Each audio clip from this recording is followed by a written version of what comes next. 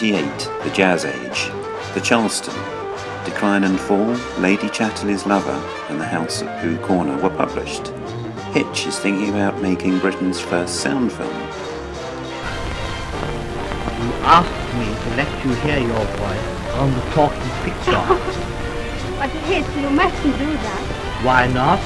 Well, because I can speak well. Do you realize the squad van will be here any moment? No, really. Oh my God, I'm terribly frightened. Why? Have you been a bad woman or something? Well, not just bad, But you've slept with men. Oh no! You have not. Come here, stand in your place, otherwise it will not come out right, as the girl said to the soldier. Margaret Muggle Beetle Colemans is born to Roly and Margaret, and sister to Louis and Phil. Little Rita was to come later. Roly and Peggy, as she was more commonly known, had met in hospital in World War I, where he was wounded in the trenches, as they called it then. She nursed him back to health, introduced him to her family, the Thorntons of South Shields, and they promptly disowned her. Living next door to her grandparents in Stamford Hill, Mum led an eventful early life, observing her father at work planting chickens and breeding horseradishes. Her one and only school prize was awarded for the slowest bicycle ride, an activity that's sadly no longer on the school curriculum. World War II broke out, and she was evacuated, but that's enough about her digestion. She learned the Polish national anthem and the Dutch song Have You Heard the News About the Silver Fleet, and was quickly reunited with the family in bombed-out London. Peggy died sadly too young, and Mum became surrogate mum, looking after her brothers and little sister. Looking for a little adventure, the brothers had joined the forces. Louis, or Johnny as he was more commonly known, everyone in this family seemed to have aliases, into the Merchant Navy, which some say was a poor man's navy because they only had rum and the lash, but those boys did sterling support service in the war, protecting ships, freight and lives. Phil, Sergeant Major in the army, diverted his time to usefully shouting at squaddies. Like many young people of this generation, the principal form of entertainment were playing in the street and reading, and you couldn't believe all the crap she can still recite from memory after all those years. "You're old, Father William," the young man said, "and your hair has become very white, and yet you incessantly stand on your head. Do you think at your age it is right?" "In my youth," Father William replied to his son, "I feared it might injure the brain, but now I am perfectly sure I have none. Why, I do it and do it again." Then there was something called The Pictures, which was very popular, which was like a giant iPhone that everyone could look at together. Here she started to find some favourites, including a zany bunch of anarchists called the Marx Brothers. Make that 3 hard-boiled eggs. And 8 pieces of French pastry. There's 2 hard-boiled eggs. And 2 hard-boiled eggs. Make that 3 hard-boiled eggs. And 1 duck egg. The war years brought Passport to Pimlico and one of her favourite lines in cinema. "Don't you come that stuff, Jim Garland. We always were English and we always will be English. And it's just because we are English that we're sticking out for our right to be Burgundians."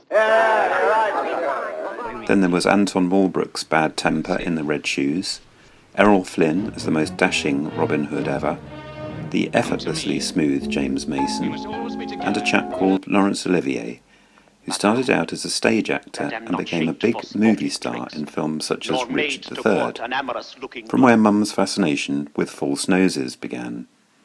Here she is, in later life, enjoying one.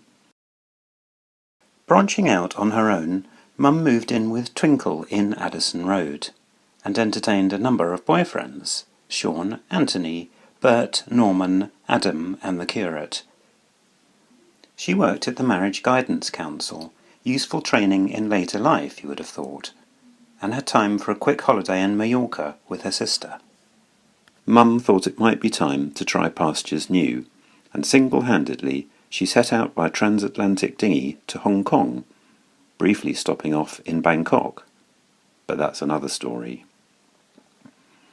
Enter Patrick Alexander Hyatt Bailey, quite well-known English actor from films such as School for Scoundrels, here with John Le Mesurier, Jeanette Scott and Terry Thomas. But his career was failing, and thus his later appearances in Grade Z horrors, like this still from The Creature on the Beach. Following a scandal involving fellow thespian Charlie Hawtrey and some groups of chorus girls, he fled to the Far East to escape the paparazzi, a clever trick as they had not yet been invented. Hong Kong, 1958. The exotic Far East. The Peninsula Hotel. I went to a concert at the Lock U Hall in the days before the City Hall was built to hear Bach's Violin Concerto in E major, and it was there that I met my husband, who had gone to the concert to hear his kind of music, the Mendelssohn Violin Concerto. Patrick approached Margaret with the offer of a drink. She declined. Oddly, though, she then accepted a lift home, and in no time they were married. Far East Mansions, 4 St George's Court, 7 Kadoorie Avenue, these exotic addresses became home to the couple, and it was not long before first 1, then 2, then 3 children emerged. Weren't they sweet? What adventures they had! Mum developed an interest in stunt work after driving her car, carrying the girls, off the road and down a steep embankment. And Hill's interest in cleavers developed after her thumb was almost removed by a Chinese helper's enthusiastic demonstration of her cleaver skills. Little Rita, now grown up, was swept away by another dashing naval man, Geoffrey. Mum and Dad have always enjoyed dressing up. This photo from Hong Kong in 1959 shows Mum in a Hawaiian outfit with Dad dressed as a China Light and Power Company, his employer, with a battery-operated hat. Funny to think that a generation later, Joe also used the battery idea for a Belisha beacon at a black and white party. In June 1966, Mum appeared in My Kind of Music on Radio Hong Kong. My kind of music has been conditioned greatly by my kind of man. I first came to like classical music during my later school years, and I stayed on a fairly even keel of Tchaikovsky and Grieg piano concertos until I met Sean. And when he heard that I couldn't get tickets for a particular concert of his, Norman took me to Covent Garden for the first time. This rich opera house is an artist and another Bach lover, and we used to make the annual pilgrimage to the Norman Church of St Bartholomew the Great in Smithfield to hear the St Matthew Passion, the greatest work ever written. Afterwards we went back home to spaghetti, rough Portuguese wine and lovely cheeses, and listened to Janos Starker playing Bach's unaccompanied cello suites. What a splendid evening that was! But the family were not to remain in the Far East indefinitely, and in 1967, after a brief world tour, they headed back to Somerset and acquired Moor Cottage in Hardington, Mandeville, backing on to Granny and Grandpa Hugh's place. They were idyllic days. It never seemed to rain, and we travelled by horse everywhere, though there were occasional invasions of giants. I think it was around this time my sexual neuroses and identity problems stemmed, evidenced in this photograph. The sexual stereotyping problem was further compounded by a mother who insisted on dressing all the children in the same way. Mum has sung in many choirs. I remember one Christmas going to see her perform at Hornsey Town Hall, where they sang John Rutter's beautiful Shepherd's Pipe Carol.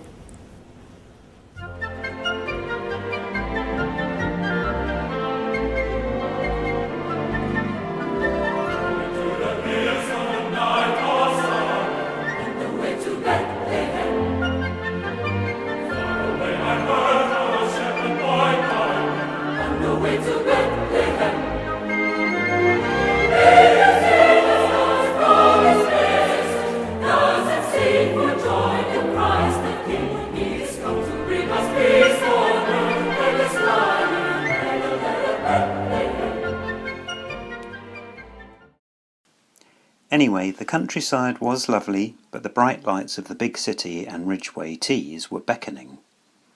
1968. The Baileys arrive in Muswell Hill. Behind the doors of 41 Crichton Avenue, Joe developed a love for Elvis, Hill for David Cassidy, and Nick for Colditz Castle for some odd reason.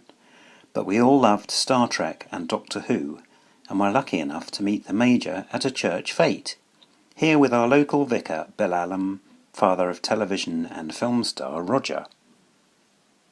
Of course, Mum's brothers and sister were never far away.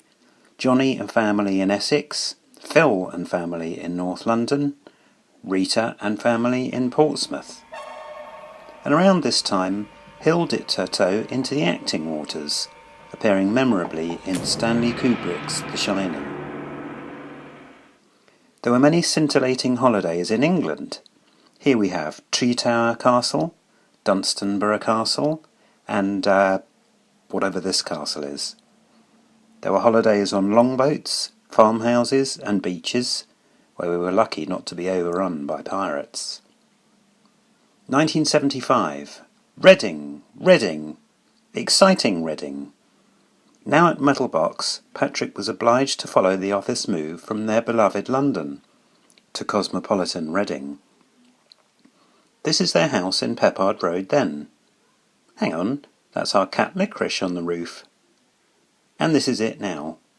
As you can see, a lot has changed, but not the furniture, which is so old that it's actually antique.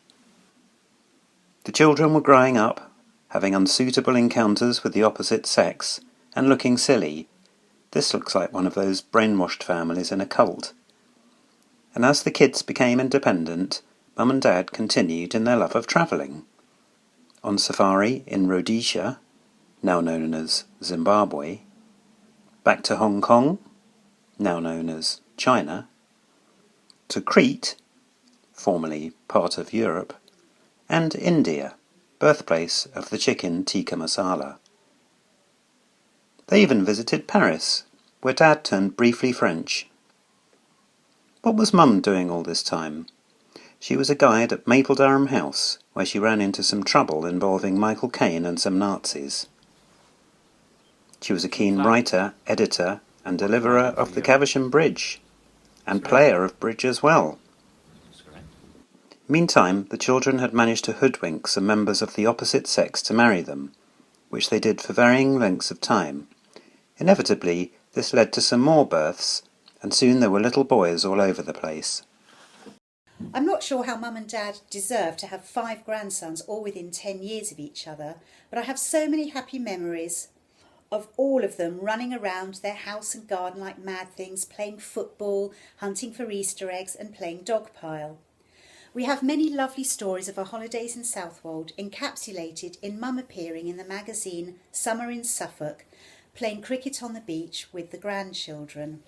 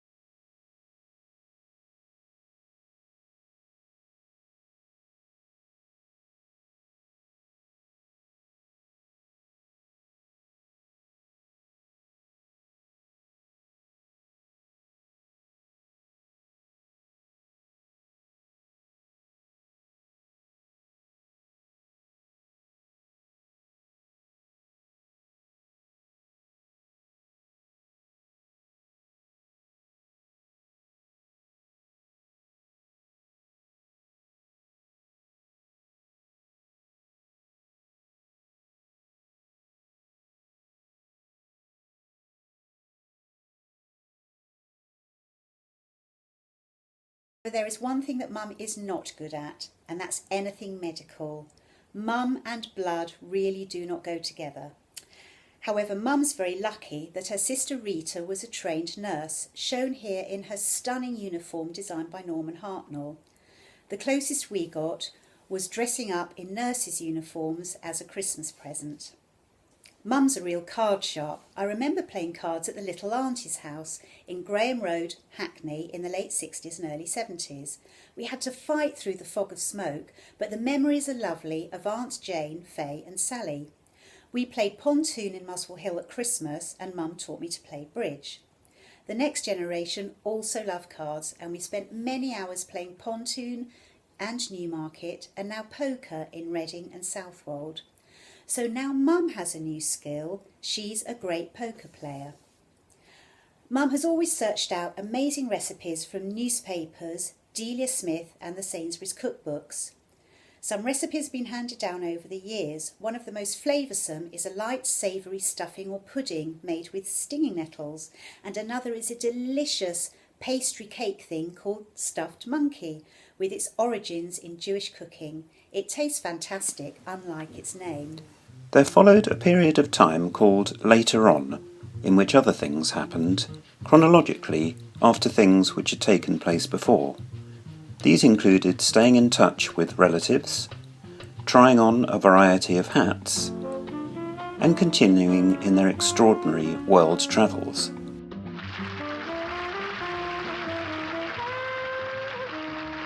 Including a trip on the Orient Express, which unfortunately did not take them back to Hong Kong. They continued to entertain the grandchildren, who sometimes reciprocated by donning outlandish and amusing costumes, and they generally became sillier as time went by. Mum, though, somehow still found the time to teach the children to smoke, rather belatedly, we thought, as we'd been missing out on this for years. Or had we? They popped into the Royal Opera House and attended a variety of garden parties. And perhaps their crowning moment was the winning of the Antiques Roadshow Prize for most retro furniture. Talking of those grandchildren... Hi there, Granny, it's Harry, your most financially competent grandson.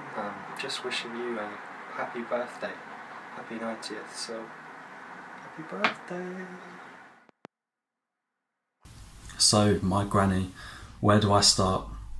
I guess first and foremost, if you're ever stuck on a crossword, just hand it over, she'll have it done in no time. Possibly one of the most witty people I know. She loves a pun, but then I guess who doesn't? I remember from a young age her chasing Harry and me around the house, trying to get us to behave.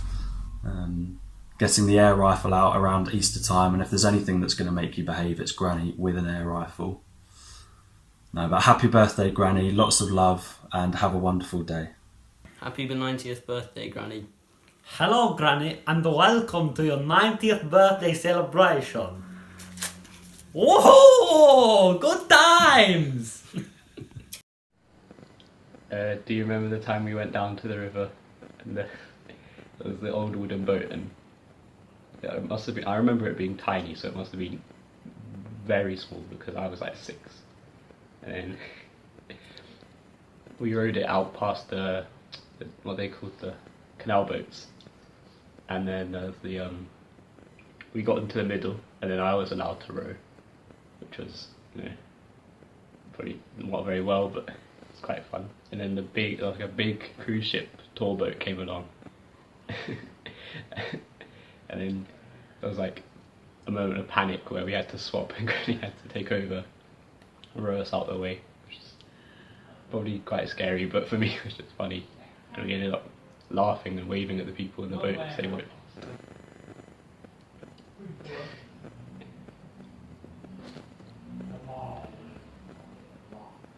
Happy birthday, Granny.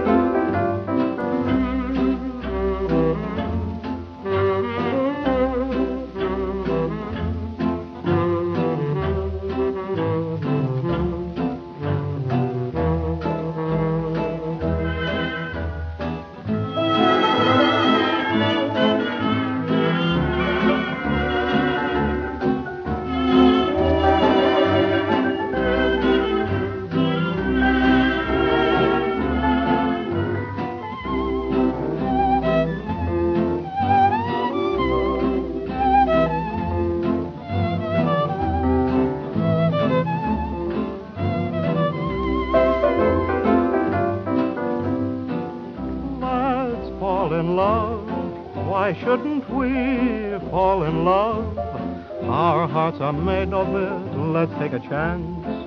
Why be afraid of it? That's enough. Let's close our eyes and make our